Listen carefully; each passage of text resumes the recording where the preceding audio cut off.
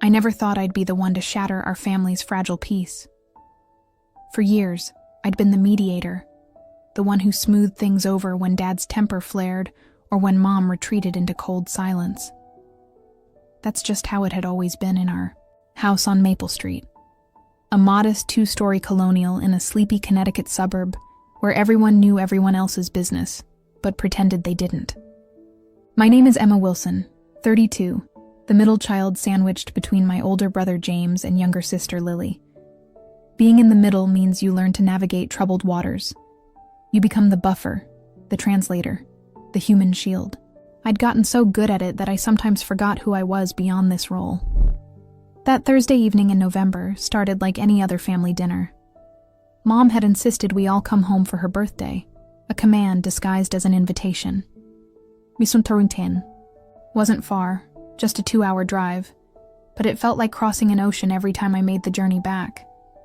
My husband Mark had offered to come with me, but I'd declined. Some battles you face alone. "You're late," Mom said when I walked in, not looking up from the pot she was stirring. Her hair was freshly colored, not a strand of gray visible despite her turning 65 today. "James has been here since noon." "I had a meeting that ran long," I explained, hanging my coat in the hallway closet. "But I brought your favorite wine." She nodded, accepting the peace offering without thanks. The kitchen smelled of garlic and rosemary, the sense of my childhood condensed into a single breath. Dad was in his usual spot in the living room, eyes fixed on a football game, a glass of scotch already half empty beside him.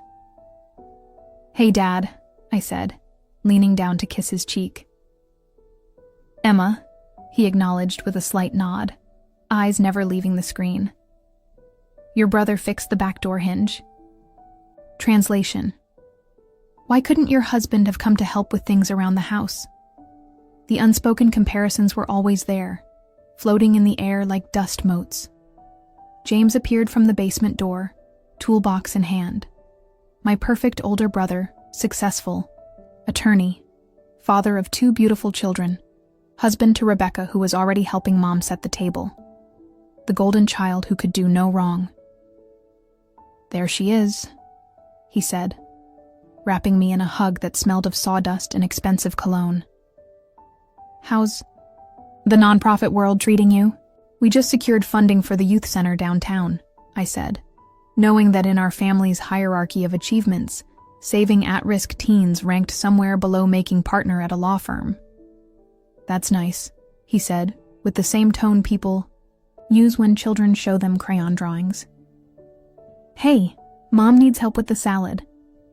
I took my assigned position in the kitchen, washing lettuce while Mom and Rebecca discussed the school board election. Lily arrived 20 minutes later in a whirlwind of apologies and excuses, her boyfriend Tyler trailing behind her looking uncomfortable in a button-up shirt that still had the store creases in it. Sorry, the traffic was insane," Lily said, hugging Mom, who stiffened slightly at the contact. At 28, my sister still hadn't found her footing in life, bouncing between jobs and relationships with an enthusiasm that both concerned and irritated our parents. "We were about to start without you," Mom said, but there was a softness reserved for Lily that the rest of us rarely saw. The baby of the family, forever forgiven. We gathered around the dining table, the good china set out in precision. Dad at the head, Mom at the foot, James and Rebecca on one side with their kids, Lily and Tyler and me on the other. The empty chair beside me seemed to shout Mark's absence. "Let's say grace," Dad announced, extending his hands. We joined hands. Around the table, a circuit of tension disguised as tradition. Dinner progressed with the usual conversations. James talked about his latest case. Rebecca mentioned the children's accomplishments. Lily chatted about her new job at a marketing firm that really feels like the right fit this time. I spoke, when spoken to, passed dishes when asked, refilled wine glasses before they emptied. And then it happened. The breaking point came not with a dramatic argument, but with a simple question from Rebecca. "So, Emma, when are you and Mark going to start a family? Ben and Sophie would love some cousins their age. It was a question I'd fielded countless times before, usually with a vague smile and non-committal answer. But tonight, something shifted inside me. Maybe it was the third glass of wine, or the weight of years playing peacekeeper, or the fact that just yesterday the doctor had confirmed what Mark and I had suspected for months. We couldn't have children. We're not, I said, setting down, my fork with a clink that seemed to echo in the sudden silence.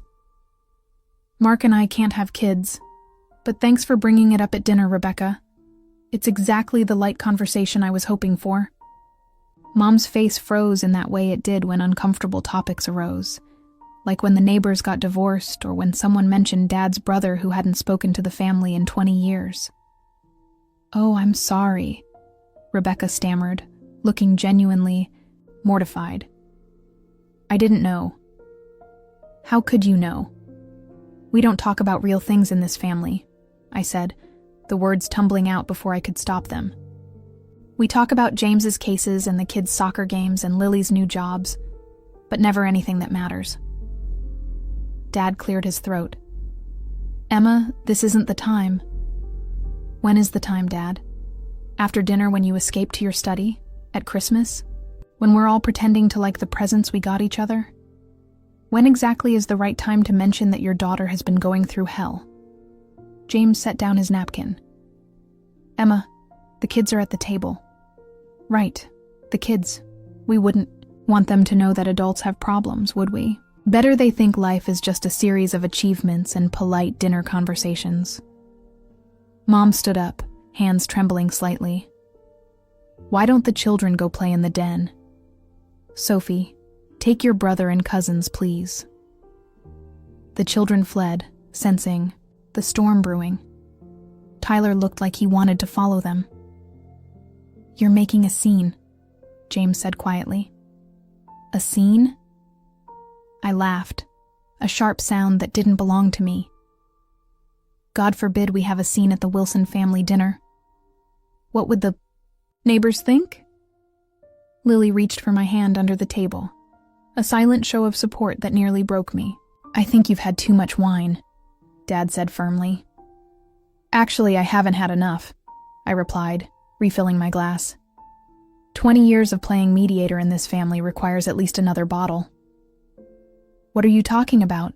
Mom asked, her voice thin and controlled. And just like that, the dam broke.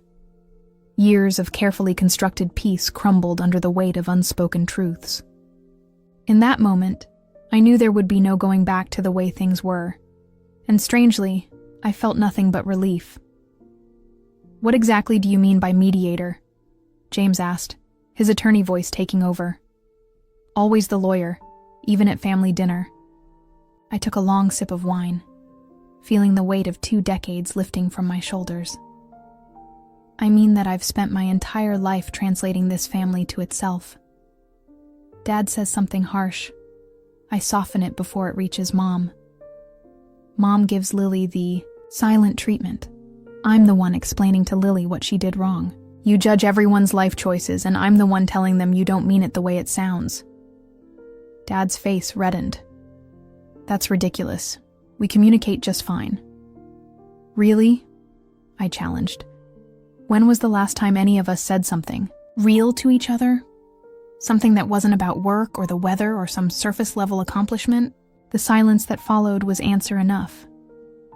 "You're upset about your situation," Mom said carefully, avoiding the word infertility like it was contagious. "And you're lashing out. We understand." "No, you don't understand," I said, surprising myself with how steady my voice remained. "This isn't about me and Mark. This is about all of us. About how we've been performing as a family instead of being one." Rebecca looked uncomfortable, clearly wishing she had never asked about children. Tyler fidgeted with his napkin, an outsider witnessing our family's unraveling. Lily's eyes were wide, darting between all of us like she was watching a tennis match. "I think we should take a break," James suggested, always the one to call for order when things got messy. "Mom, this is supposed to be your birthday dinner." "Yes," Mom agreed quickly. Let's just enjoy the evening. Emma, perhaps you'd like to lie down for a bit?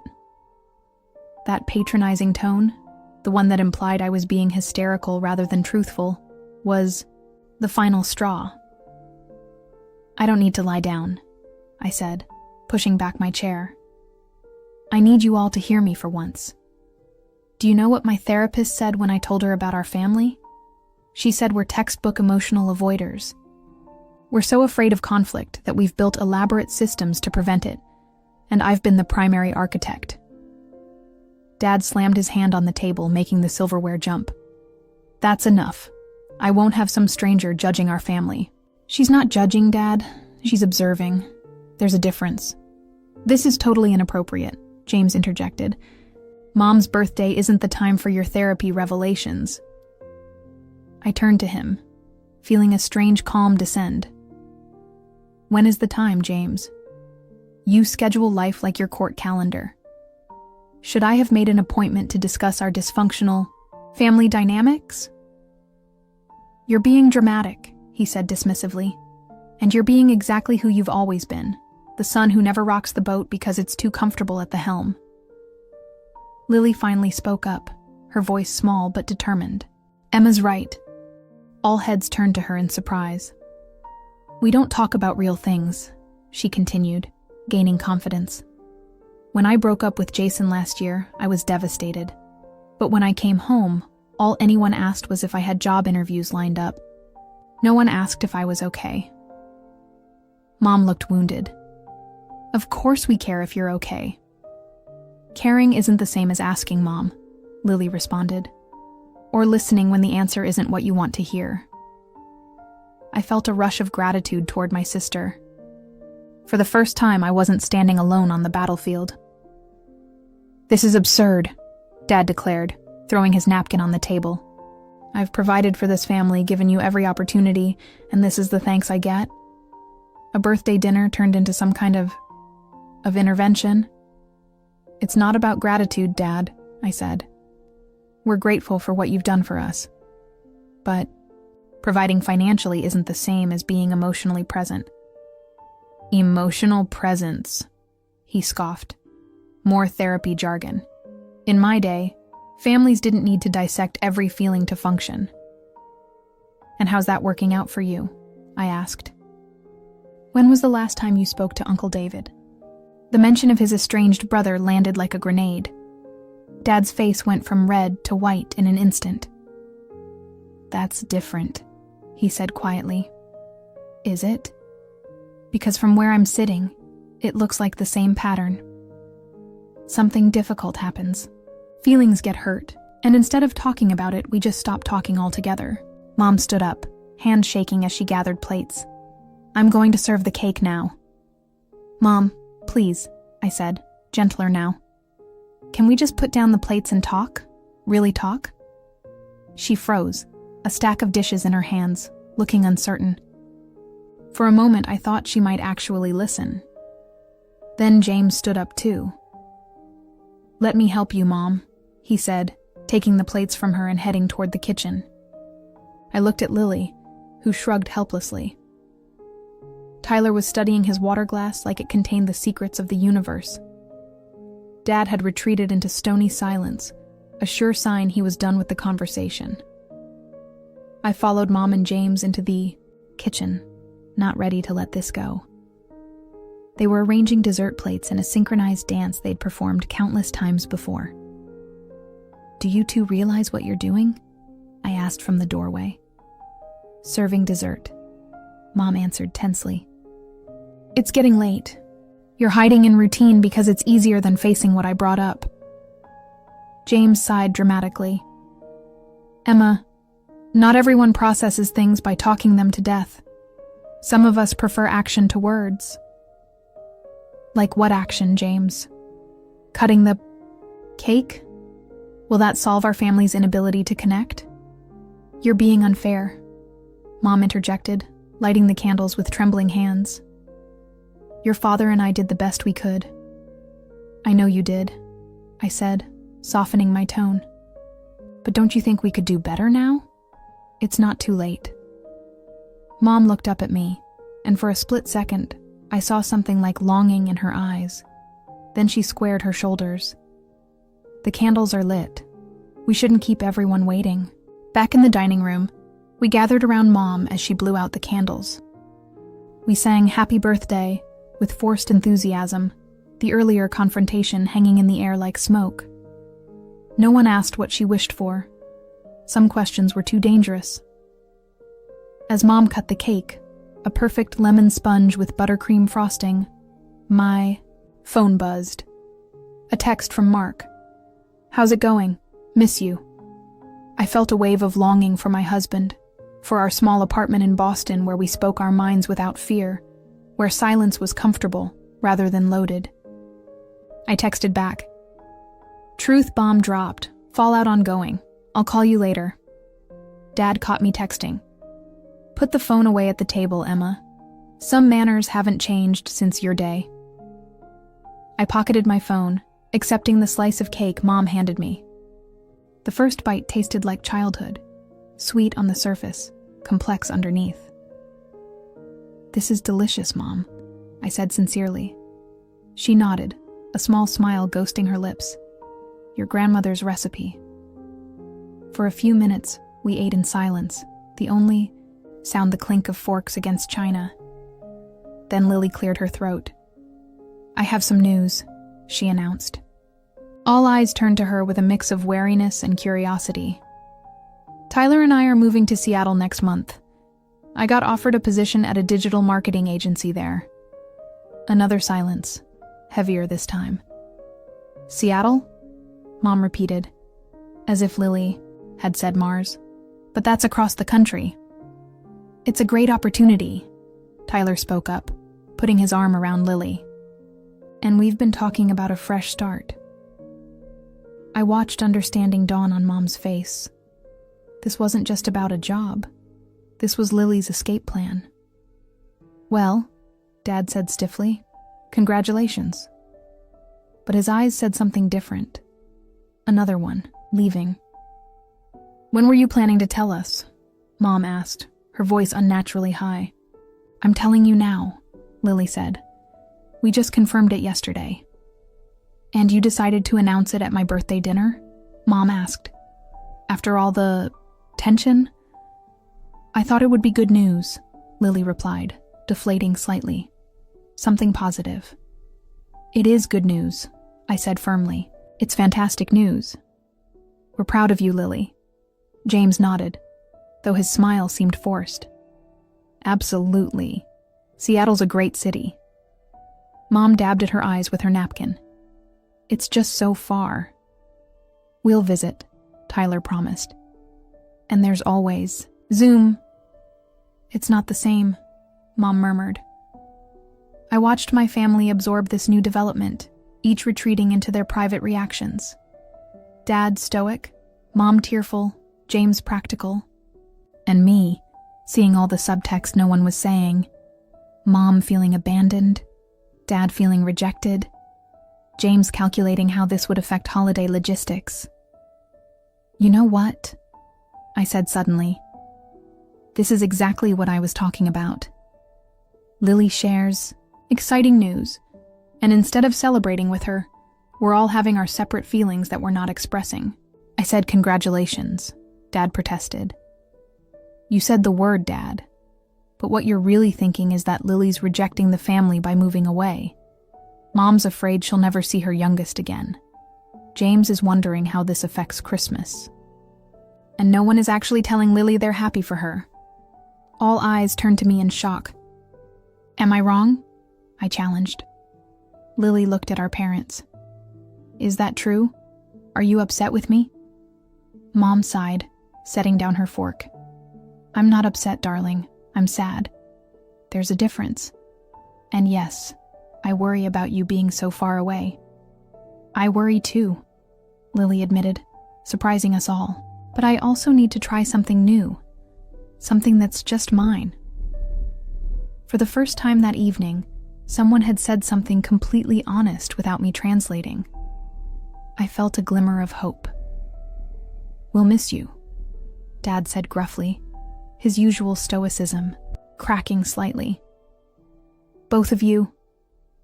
The room shifted, as if everyone had taken a collective breath. "Thank you for telling us," Mom added, reaching across to squeeze Lily's hand. And there it was, a tiny moment of genuine connection. Not perfect, not complete, but real. As we finished the cake, an unexpected calm settled over the dining room. The tension hadn't disappeared, but it had transformed into something more manageable, like a storm that had passed its peak intensity but still rumbled in the distance. "Would anyone like coffee?" Mom asked, falling back on hospitality as her safety net. "I'll help," I offered, following her to the kitchen before anyone could object. In the kitchen, Mom moved with practiced efficiency, measuring coffee grounds and filling the carafe with water. I leaned against the counter, watching her familiar routine. "You've always been the difficult one," she said quietly, not looking at me. The words stung, but I didn't react immediately. Instead, I considered what lay beneath them. "What makes me difficult, Mom? That I ask questions? That I don't pretend everything's fine when it isn't?" She sighed, pressing the start button on the coffee maker. "You push, Emma. You always have. Even as a little girl, you never accepted simple answers." "Is that bad?" Mom turned to face me, looking tired. The kitchen light accentuated the fine lines around her eyes, making her appear older than her 65 years. "It's exhausting," she admitted. "And sometimes it feels like criticism, like nothing we did was good enough for you." I hadn't expected that level of honesty from her. It caught me off guard. "That's not what I mean to do," I said, softening. "I just want us to be real with each other." "What if real hurts?" she asked. "What if pretending hurts more?" The coffee maker gurgled between us, filling the silence with its comforting sounds. Mom reached for the sugar bowl, arranging it on a tray alongside cream and spoons. "I worry about Lily going so far away," she confessed suddenly. "She's not as strong as you and James. Have you told her that?" Mom shook her head. "It would only make her feel worse. Or maybe she needs to hear that you're concerned because you love her, not because you don't trust her judgment." Mom considered this. "I suppose those sound like different things to you." "They are different things." She nodded slowly, adding cups to the tray. "Your father will never talk the way you want him to. You know that, don't you?" "I don't need him to suddenly become a different person," I clarified. "But even small changes would help. Like when he just told Lily he'll miss her. That meant something." Mom's eyes softened. "He does love you all. He just doesn't know how to say it." "Then maybe, at 68, it's time he learned." The words hung between us, not quite an argument, but a challenge nonetheless. To my surprise, Mom didn't immediately defend Dad as she usually would. "Perhaps," was all she said, lifting the tray. "Bring the coffee pot, will you?" Back in the dining room, James was showing Tyler something on his phone, while Lily and Dad sat in uncomfortable silence. I set the coffee pot on the table just as Dad cleared his throat. "So, Seattle," he said to Lily. "That's Microsoft territory. Good tech jobs there." "Tyler's in tech," Lily reminded him. "I'll be doing digital marketing." Dad nodded, processing this. "The coffee shop scene is supposed to be excellent," he added, clearly reaching for something positive to say. Lily's face brightened. "That's one reason we're excited. There's this whole coffee culture there." "Your father read an entire book about coffee roasting last winter," Mom interjected, pouring cups for everyone. "He's become quite the enthusiast." I watched, fascinated, as Dad actually looked embarrassed. "Just a hobby," he muttered. "You never mentioned being into coffee," Lily said, clearly surprised. Dad shrugged. "Never came up." "Because we never talk about anything but achievements and problems," I pointed out. but without the edge that had been in my voice earlier. James gave me a warning look, but Dad surprised us all. Fair point, he conceded. I've gotten into coffee roasting. Been doing it in the garage. Your mother thinks it makes the whole house smell. It does, Mom confirmed with a small smile. But it's better than when he went through his cigar phase. A collective chuckle rippled around the table. For a moment, we glimpsed what we could be. A family sharing small truths, finding connection in the mundane details of our lives. You should send Lily and Tyler some beans when they move, I suggested. A taste of home in Seattle. Dad nodded, considering. I could do that. Got a Kenyan roast that's turning out well. I'd like that, Lily said softly. We sipped our coffee, the conversation shifting to lighter topics. James's son had started piano lessons. Rebecca's garden had produced record tomatoes this summer. Simple things, but shared without pretense. As the evening wound down, I helped clear the table while James and Rebecca prepared to leave. Their children, released from the den, were tired and cranky, ready for home. We should do this again soon, James said automatically as he put on his coat. With less drama next time, Rebecca added with a pointed look at me. I was about to respond when James shook his head slightly at his wife. Actually, maybe a little honesty was overdue, he admitted, surprising me. Not all of it, and maybe not how it came out, but some of it.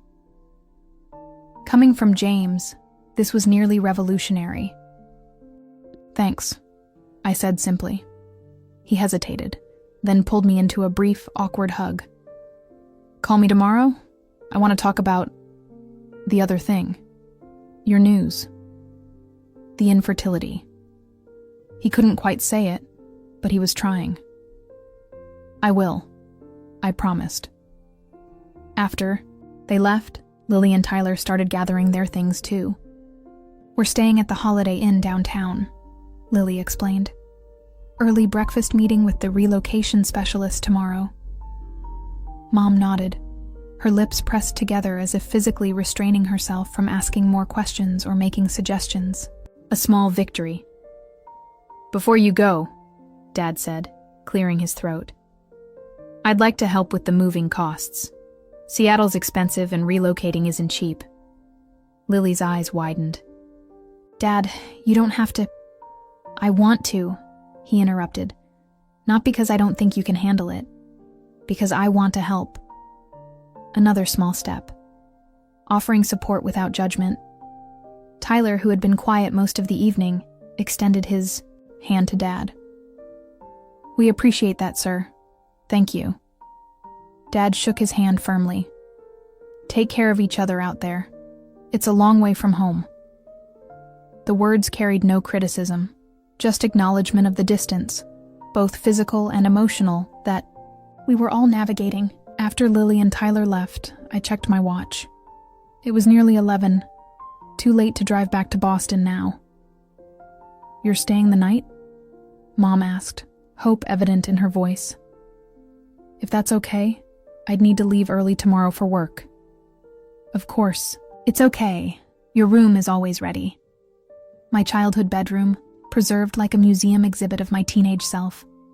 Posters of bands I no longer listened to, trophies from high school debate competitions, books I'd outgrown but couldn't bear to discard.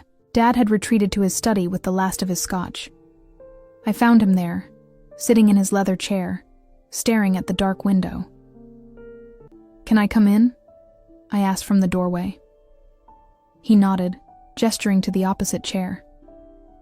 I sat, feeling like I was 16 again, called in for a discussion about curfew or grades. Quite an evening, he said after a long silence. I didn't plan for it to go that way, I admitted. No, I expect not. He swirled the amber liquid in his glass. You've always been the one to say what everyone else is thinking. Is that a bad thing? He considered this. Uncomfortable, not bad. Coming from Dad, This was high praise. I felt something loosen in my chest. About what you said earlier. About me and your mother not being emotionally available or whatever the term was. Dad, you don't have to... He held up a hand. Let me finish. I'm not good at this. Feeling talk. Never have been. My father was even worse. The man barely spoke except to give orders or express disappointment. He took a sip of scotch. I thought I was doing better than him. Maybe I wasn't. You did better, I assured him. But we can all do better still. He nodded slowly. Your news. About not being able to have children. I'm sorry. The words were simple, direct, utterly sincere, and they broke something open inside me. To my horror, I felt tears welling up. Tears I hadn't allowed myself during the doctor's appointments, the tests, the final diagnosis. It's been hard, I managed to say, my voice thick. Dad looked deeply uncomfortable with my emotion, but he didn't retreat. What do the doctors say? That there are options, adoption, surrogacy, but it's a lot to process. He nodded solemnly. Your mother and I, we had trouble too. Before James. Almost 2 years trying.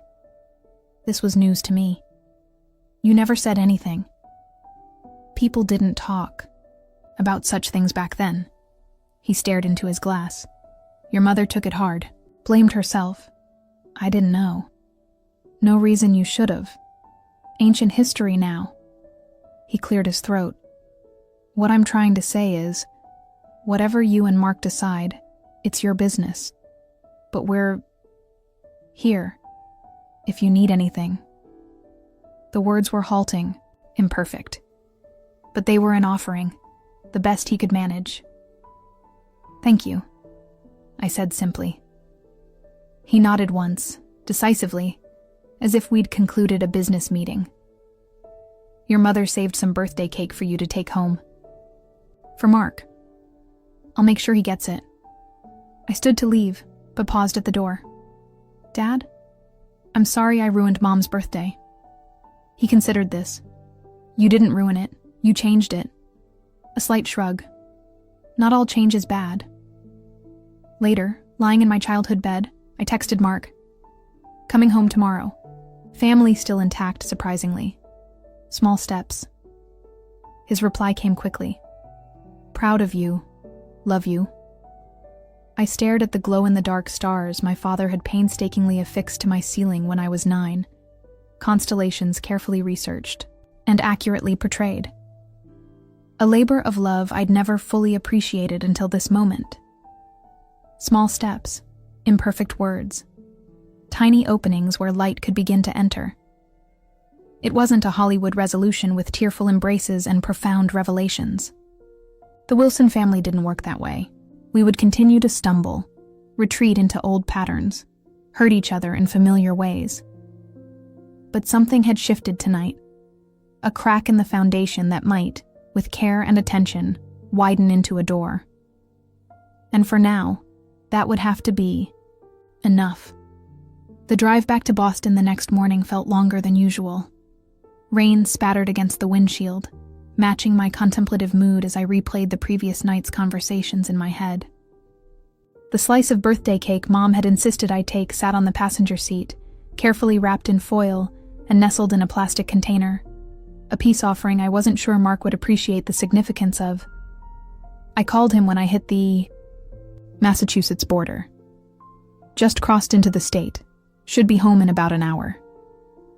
How are you feeling? He asked, his voice warm with concern. Mark had been my rock through everything. The fertility treatments, the eventual diagnosis, and my complicated family dynamics. While I analyzed everything to death, he simply offered steady support. Exhausted, relieved, confused, I admitted. I said things I've been wanting to say for years. And the world didn't end? I smiled despite myself. Surprisingly, no. It cracked a bit, but didn't shatter. I'm making pasta for lunch. The good kind with the pancetta from that Italian market you like. Such a small thing, but it made my eyes well up. This was love. Not grand gestures, but remembering which pancetta your wife prefers after a difficult family visit. Our apartment in Cambridge welcomed me with its familiar comfort. Bookshelves overflowing with our merged collections. The slightly temperamental radiator that clanked in the corner. The smell of garlic and olive oil from Mark's cooking. Home. Wasn't the house I grew up in anymore. It was this space we'd created together. Mark greeted me with a kiss and took my overnight bag. Pasta's almost ready. Wine? God, yes, I sighed, sinking onto one of our kitchen stools. I brought cake. From Mom's birthday. The famous lemon cake? He raised an eyebrow, examining the container. One and the same. Must have been some evening if she's sending cake home with you. Usually she guards the leftovers like they're gold. I watched him move around our kitchen, his tall frame, navigating the small space with practiced ease. I told them about the infertility diagnosis. His hand paused briefly while stirring the pasta. How did they take it? Rebecca asked when we were having kids. It just came out. I accepted the glass of wine he offered. My dad actually told me they had trouble conceiving before James was born. They never mentioned it before. Mark's eyebrows shot up. Seriously? Mr. We don't discuss personal matters. Wilson shared something vulnerable. I was as shocked as you are. I took a long sip of wine. It wasn't a hallmark moment or anything, but it was something. That's huge, Em. He drained the pasta and began plating our lunch. For your dad, that's like skywriting his feelings. We ate at our small dining table by the window, watching raindrops race down the glass. I told Mark everything, the confrontation, Lily's announcement about Seattle, the small moments of connection. So what happens now? He asked when I finished. I pushed a piece of pasta around my plate. I don't know. We can't undo decades of communication patterns in one night. But it's a start. Maybe. I wasn't entirely convinced. Or maybe by next Thanksgiving we'll all be pretending it never happened. Mark reached across the table for my hand. Give them some credit. Give yourself some credit. My phone buzzed with a text. Lily, Mom's been calling me every hour asking about Seattle apartments. Progress? I showed it to Mark, who chuckled. See? Not pretending it never happened. Just channeling her anxiety into real estate research. Classic mom move, I agreed, typing back. Baby steps. At least she's acknowledging you're going. The rest of the weekend passed in blissful normalcy. We caught up on laundry, watched a documentary about deep-sea creatures, and slept in on Sunday. No family drama, no eggshells to walk on, just us being us. It felt like coming up for air after being underwater. Monday brought reality back into focus. At the youth center where I worked as a program director, the week began with a burst pipe in the basement and a staff meeting about budget cuts. By Wednesday, I'd almost convinced myself that the dinner at my parents' had been a stress-induced hallucination. Then James called. My brother rarely phoned during work hours, preferring carefully crafted emails or brief texts. Seeing his name on my screen at 2 p.m. on a Wednesday was jarring enough that I stepped away from a grant proposal to answer. James, is everything okay? Yes, fine, he said, his voice sounding unnaturally casual. Just checking in. I waited, for the real reason for the call, but the silence stretched between us. You're checking in? I finally repeated skeptically. He sighed. Look, I've been thinking about what you said, about us not talking about real things. I sat straighter in my chair. Okay. Rebecca and I are having problems, he blurted out. Nothing catastrophic, but it's been rough since she got the partnership at her firm. We barely see each other. The kids feel it too. The admission left me momentarily speechless. James had always portrayed his marriage as perfect. The successful attorney husband, the equally successful attorney wife, the gifted children, the colonial house in the suburbs with the perfectly manicured lawn. "I'm sorry," I managed to say. "That sounds really hard." "It is what it is," he said, defaulting to our father's favorite phrase. Then he caught himself. "Actually, no. It's not what it is. It's difficult, and I'm worried, and I don't know how to fix it." "Have you told her how you feel?" A dry laugh. "You know me better than that." "Maybe it's time to start," I suggested gently. "Like you did at Mom's birthday? Create a scene?" "Not necessarily with that timing or approach," I conceded. "But yes, being honest before it reaches a breaking point." He was quiet for a moment. "How did you and Mark get through the fertility stuff without falling apart? That's the kind of thing that breaks couples." The question caught me off guard. James had never asked for relationship advice before. "We talked about it," I said simply. "Even when it hurt. Especially when it hurt." "And that worked?" "We're still together, still solid. So yes, I'd say it worked." Another silence. I might need more advice at some point. Coming from James, this was tantamount to begging for help. "I'm here whenever you need to talk." "Thanks, Em." He cleared his throat. "Also, I looked into that grant opportunity for your youth center. The one through the Bar Association's community fund. I made some calls." This was James's version of an olive branch.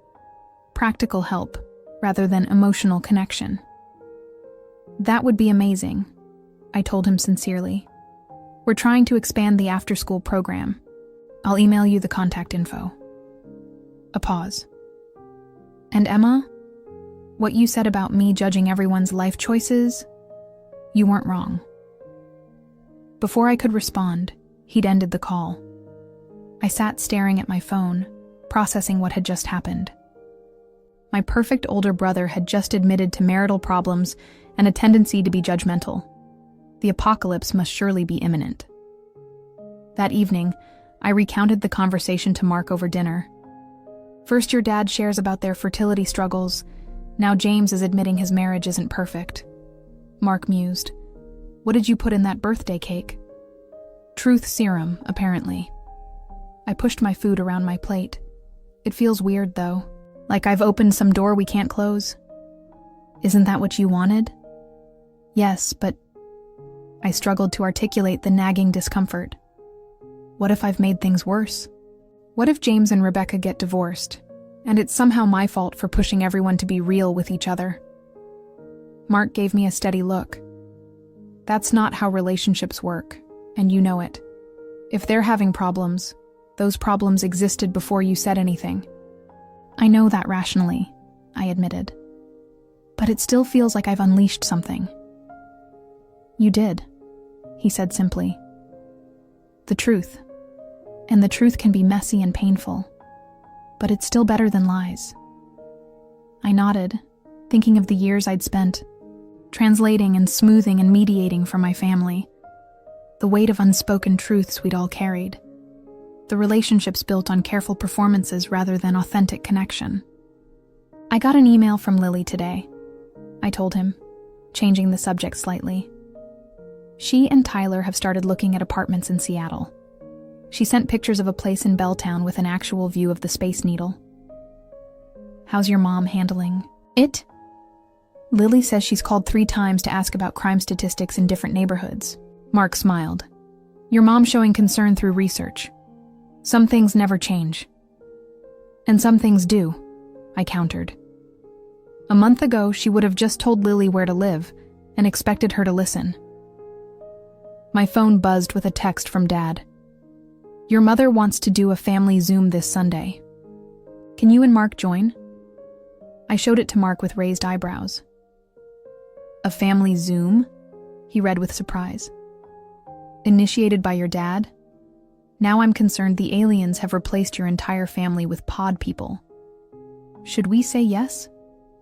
"Absolutely," he replied without hesitation. I wouldn't miss whatever this is for the world. I texted back. We'll be there. What time? The response came quickly. 4 p.m. Your mother's making me learn how to set it up. God help us all. I laughed out loud. This was my actual father texting with something resembling humor. Another small sign that something had fundamentally shifted. Later that night, as Mark slept beside me, I lay awake wondering about the ripple effects of that dinner. One stone, tossed into still water, circles expanding outward, touching shores I couldn't yet see. I had spent my life trying to keep the peace, to prevent anyone from making waves. Now I'd created a tsunami, and I couldn't predict where the water would settle when it finally receded. For better or worse, our family's careful equilibrium had been disrupted. The next gathering, virtual or in person, would reveal whether we were building something new from the wreckage or simply rearranging the debris. Sunday arrived with a mix of anticipation and dread. Mark and I positioned ourselves on our couch, laptop balanced on the coffee table, 15 minutes before the scheduled family Zoom. I had changed my outfit twice, a ridiculous response to a virtual meeting with people who had seen me in pajamas and Halloween costumes and that unfortunate goth phase in 10th grade. You look fine, Mark assured me, amused by my nervousness. It's just your family. That's exactly why I'm nervous, I retorted, adjusting the neckline of my sweater. There's no such thing as just my family. The Zoom link arrived from James precisely at 3:58 p.m. Of course, my brother would be early, even to a virtual gathering. We clicked to join and found ourselves facing a gallery of Wilson faces. Mom and Dad sharing one screen. Dad too close to the camera, showing mainly forehead. James in what appeared to be his home office, and Lily and Tyler sitting on what I recognized as their living room couch. Emma, Mark, you made it, Mom exclaimed as though we had traversed dangerous terrain to arrive. Hi everyone, I waved awkwardly. Video calls with my family weren't unprecedented, but a scheduled full family virtual gathering definitely was. Can everyone hear me? Dad asked too loudly, peering suspiciously at the screen. The audio on this thing is temperamental. We can hear you fine, Dad, James assured him with the strained patience of someone who had already repeated this several times. Great, we're all here, Mom said brightly.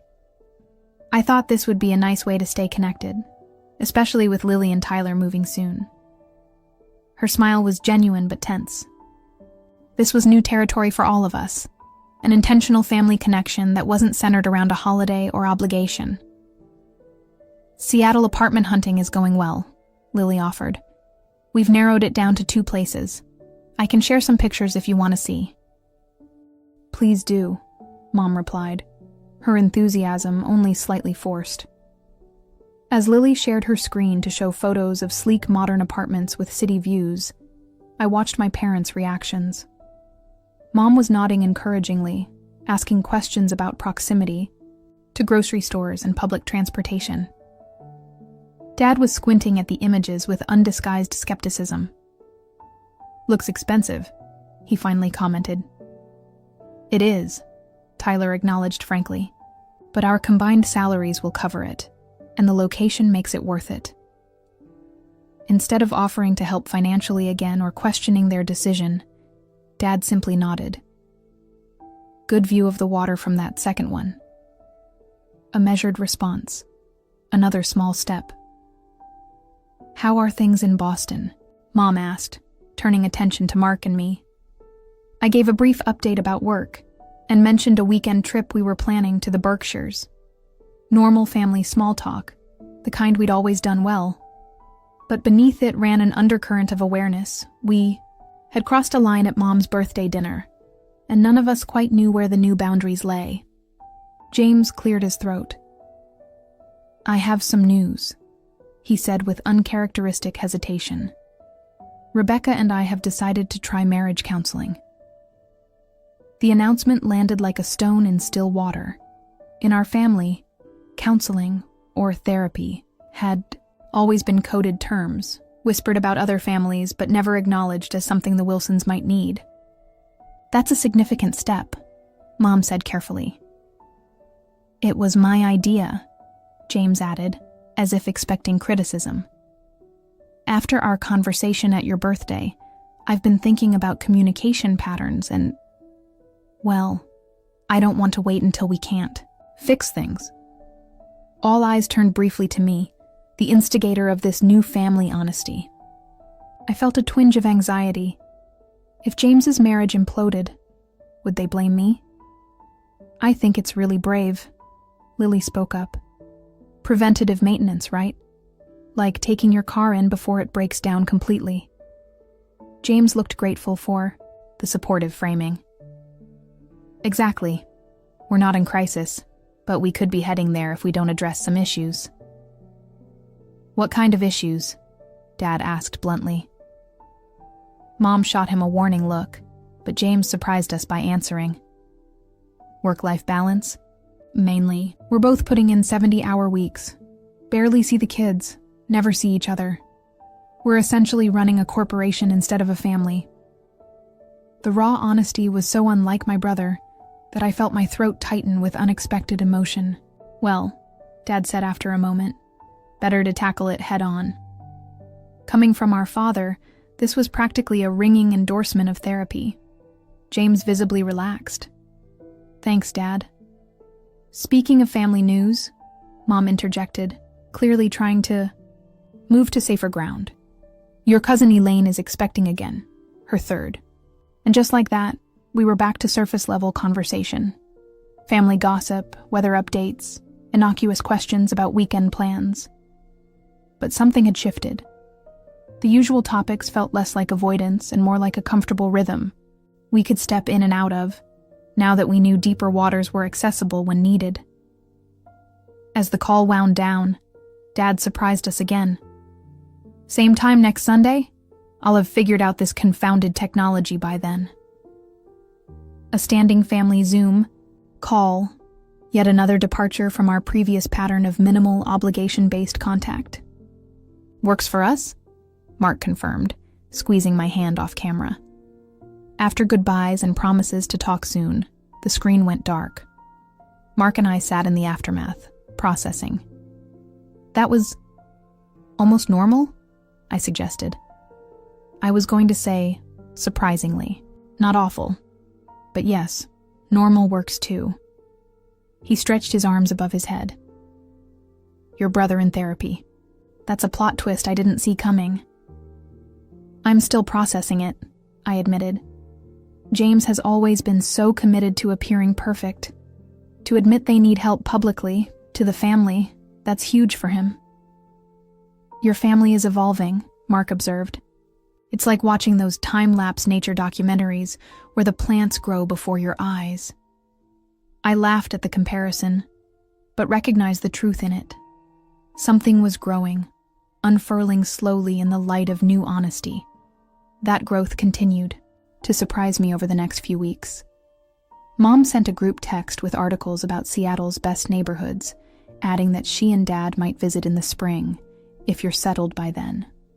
A far cry from her initial panic about Lily moving. Across the country, James forwarded information about the youth center grant, CCing his colleague who served on the selection committee. Small gestures that signaled ongoing connection rather than retreat. Even more surprisingly, my parents began sending occasional text messages directly to Mark. Recipes Dad thought he might like. A question from Mom about a book Mark had mentioned. They were making an effort to know my husband as an individual, not just an extension of me. The weekly Zoom calls continued, becoming a fixture in our Sunday routine. Sometimes they were brief and superficial, just checking in. Other times, like when Lily and Tyler signed their lease on the Belltown apartment, or when James shared that his son was struggling with anxiety, we waded into deeper emotional territory. It wasn't perfect. Dad still changed the subject when feelings got too raw. Mom still filled uncomfortable silences with cheerful non sequiturs. I still found myself occasionally mediating, translating, smoothing. Old habits didn't disappear, overnight. But there was progress, however faltering. 3 weeks after the first Zoom, Mom called me on a Tuesday evening. "I'm planning a going-away dinner for Lily and Tyler this Saturday. Nothing fancy, just family.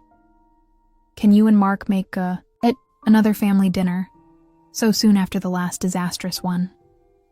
My stomach clenched at the memory. "We'd need to drive in that morning and head back Sunday," I said, mentally rearranging our weekend plans. "You could stay over," she suggested. "Both of you, in your old room. I'll change the sheets." The offer was unprecedented. In all the years I'd been with Mark, my parents had never suggested he stay overnight in their home. It had been a boundary I'd never challenged, assuming it was based on old-fashioned values about unmarried couples. "That would be great, actually," I said, trying to sound casual while feeling anything but. "Let me check with Mark and confirm." Later, when I told him about the invitation, his eyebrows shot up in surprise. "Overnight? In your childhood bedroom? Is your dad going to wait up with a shotgun?" "It's not that dramatic," I laughed. "But it is different. They've never invited you to stay before. The walls are coming down," he mused. "What do you think prompted this?" I considered the question. Maybe seeing us in our own space during the Zoom calls? Or just the general thawing that's been happening?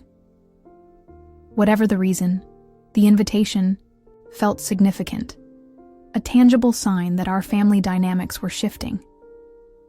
Saturday found us driving back to Connecticut, the late February landscape a study in browns and grays. Mark was unusually quiet, staring out the passenger window. "Nervous?" I asked, glancing over. "A little," he admitted. Our only other family dinner ended with revelations and tears. I'm wondering what the sequel holds. "Just a nice goodbye dinner for Lily and Tyler," I assured him, though I wasn't entirely convinced myself. Low stakes.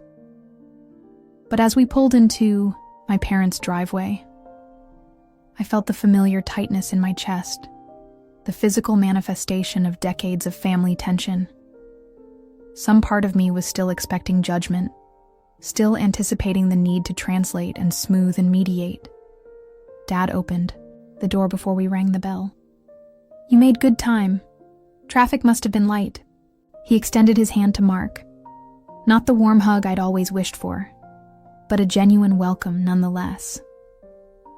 Inside, the house smelled of roasting chicken and Mom's signature rosemary potatoes. The dining room table was set with the good china, a bottle of wine already breathing in the center. "Just us tonight," Mom explained as she emerged from the kitchen, wiping her hands on her apron. James and Rebecca had a conflict with one of the kids' recitals, and honestly, I thought it might be nice to have a smaller group, more time to really talk. The emphasis on really talk wasn't lost on me. This was intentional, an opportunity to continue the new pattern of communication we'd begun. Lily and Tyler arrived 15 minutes later, bringing a dessert from a local bakery and news about the moving company they'd hired. We gathered in the living room with drinks, the conversation flowing more easily than I could remember in years. 2 weeks until moving day, Lily was saying, curled up next to Tyler on the sofa. "I still can't believe we're really doing this." "Are you having second thoughts?"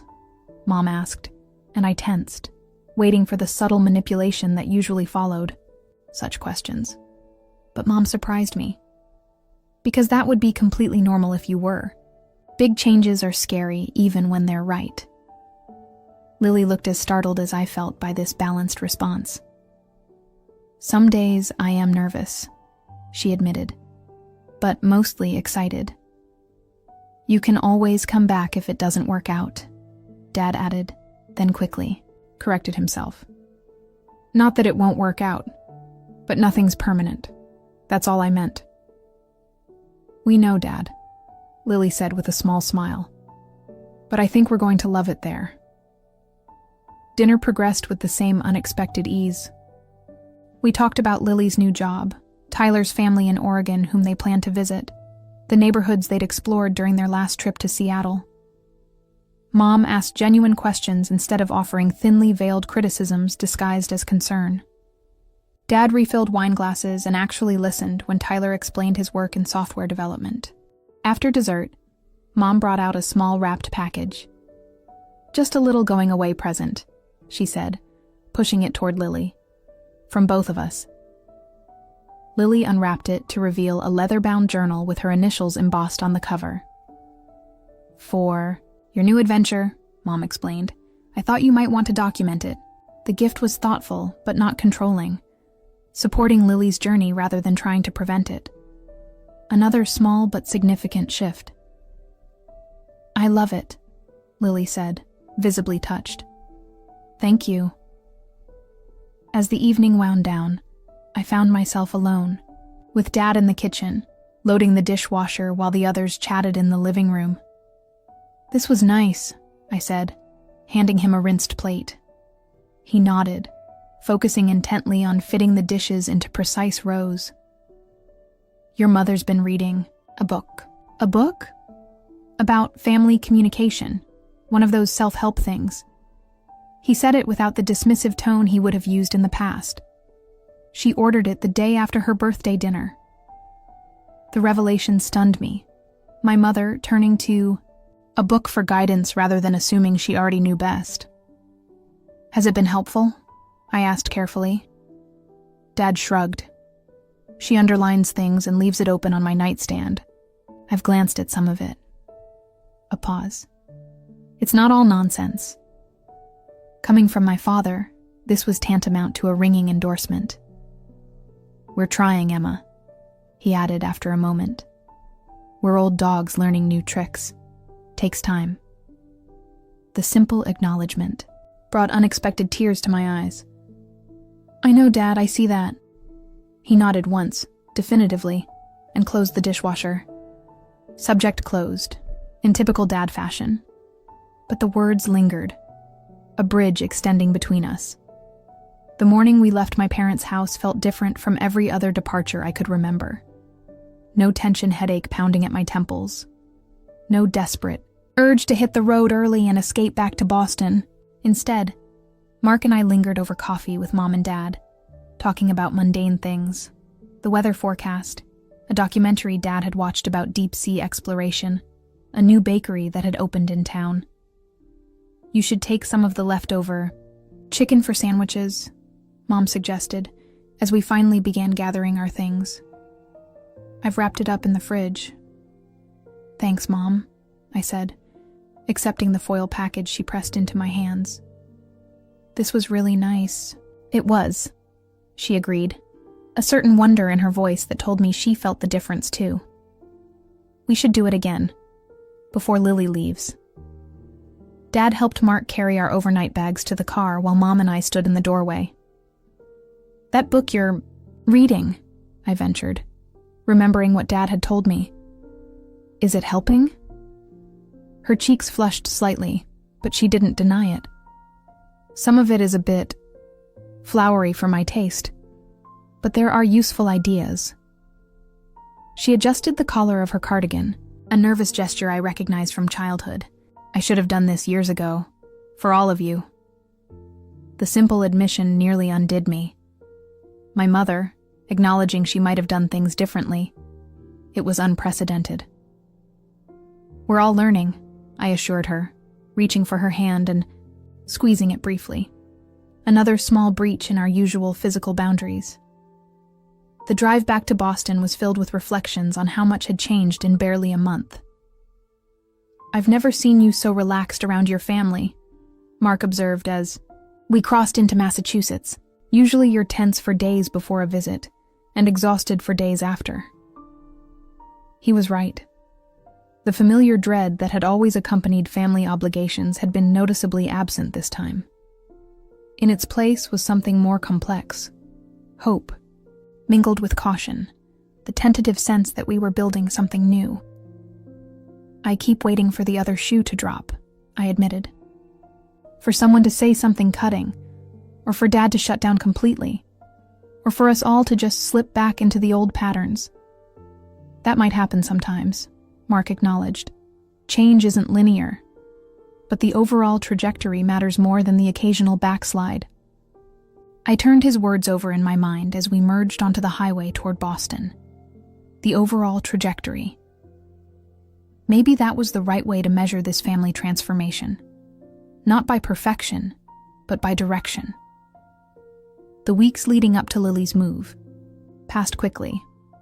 Our Sunday Zoom calls continued, becoming less formal and more natural each time. James shared updates about his counseling sessions, brief mentions that nevertheless signaled his commitment to the process. Mom and Dad talked about their planned visit to Seattle in April, with Dad showing uncharacteristic enthusiasm about visiting the Boeing factory tour. 2 days before Lily and Tyler's departure, Mom texted our family group chat, "Final dinner for L&T tomorrow night at our house. Everyone please come." 6 p.m. I called James to coordinate. "Are you and Rebecca driving up together?" "She can't make it," he said. "Trial prep, but I'll be there with the kids." "How are things going?" I asked cautiously. We'd developed a new openness in our relationship, but I still wasn't sure how far I could push. He sighed. "Some days better than others. The counseling helps, but it's bringing up things we've both been avoiding for years." "That sounds hard." "It is," he acknowledged, "but necessary. Like lancing a wound, I guess. Hurts like hell, but it's the only way to heal." The metaphor was so unlike my usually clinical brother that I nearly dropped the phone. "When did you get so philosophical?" A rare chuckle. "Turns out when you start talking about feelings, you can't just stick to the facts anymore." "I'm proud of you," I said, surprised by how much I meant it. "I know this isn't easy for either of you." "It's not," he agreed, "but the alternative was worse." A pause. "Thanks, by the way." "For what?" "For blowing things up at Mom's birthday, for making us all look at what we've been avoiding." The acknowledgement left me momentarily speechless. James had never thanked me for anything more significant than passing the salt. "You're welcome," I managed finally, though I didn't exactly plan it that way. "Sometimes the best interventions are unplanned," he replied with unexpected wisdom. The final dinner for Lily and Tyler was a bittersweet affair. James's children, Ben and Sophie, brought handmade cards for their aunt and soon-to-be uncle.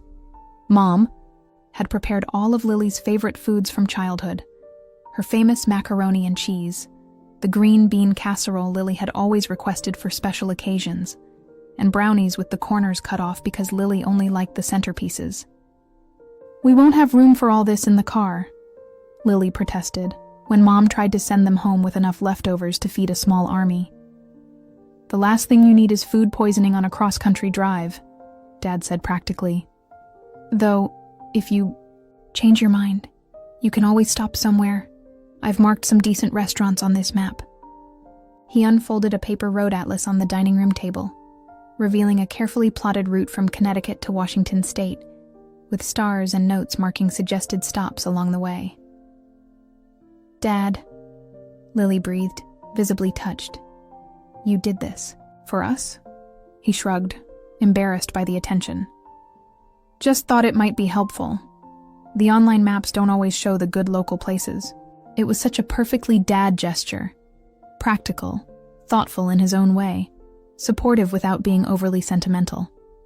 After dinner, we gathered in the living room for what would traditionally have been an awkward, formal goodbye. Instead, Mom surprised us by bringing out a bottle of champagne. "A toast," she announced, as Dad distributed glasses. "To new adventures." We raised our glasses, the light catching in the bubbles as Mom continued. "And to family, wherever we are." "To family," we echoed, and I caught Lily's eye across the room. She gave me a small smile that conveyed volumes: gratitude, hope, a shared recognition of how far we'd come. Later, as Mark and I prepared to leave, Lily pulled me aside in the hallway. "I need to thank you," she said quietly. "For what?" "For that night at Mom's birthday. For saying all the things the rest of us were too afraid to say." She glanced toward the living room, where the others were saying their goodbyes. I don't think I would have had the courage to move if you hadn't shaken things up. I'd have been too worried about Mom's reaction, about disappointing everyone. You would have found your way, I assured her. She shook her head. Maybe eventually, but you accelerated things, created space for all of us to be more honest. She hesitated, then added, "Remember when you told me about your therapist saying we're textbook emotional avoiders?" I winced. Not my finest moment bringing that up at dinner. Maybe not, she agreed with a small laugh. But it made me think. I started seeing someone too. A therapist, I mean. The admission surprised me. You did? When? After Mom's birthday. I realized I didn't want to bring all our family patterns with me to Seattle. I want something different for me and Tyler. The responsibility of influence suddenly felt weighty. Lily, I'm not sure I'm the best role model for family communication. I did kind of blow everything up. Sometimes things need to be blown up before they can be rebuilt, she said simply. And look at us now. Mom and Dad are visiting in April. James is in marriage counseling. You and I are having an actual conversation about feelings in Mom's hallway. Would you have predicted any of this 2 months ago? She had a point. The transformation had been swift and unexpected. Just promise me one thing, I said, impulsively pulling her into a hug. Call me if you need anything. Seattle's far, but I'm still your sister. I will, she promised, returning the embrace. And you do the same. Keep me posted on all the family drama. I'm hoping for less drama going forward, I laughed. Lower stakes maybe, she conceded. But I have a feeling we're just getting started with this new chapter. The next morning, Mark and I watched from our apartment window as snow began to fall, a late February storm that blanketed Boston in white. My phone buzzed with a text from Lily. Road trip officially begins. Weather good here. Mom only cried a little. I smiled, picturing the scene. Lily and Tyler's car packed to the brim. Mom trying to maintain composure. Dad checking their tire pressure one last time. They're off, I told Mark, showing him the text. Your family is scattered to the winds,